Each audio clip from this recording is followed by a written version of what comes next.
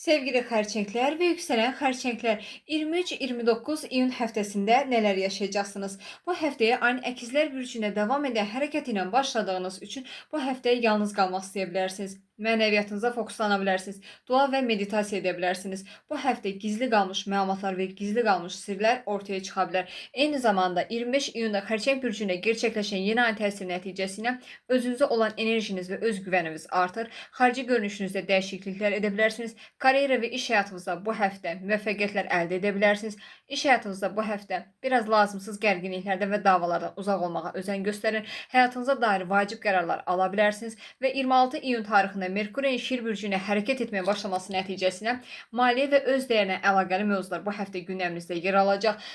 Maliyyə qazancınızı artırmaqla bağlı bu həftə yeni layihələr və yeni təkliflər gündəminizə gələ bilər, dəyərləndirməyə çalışın.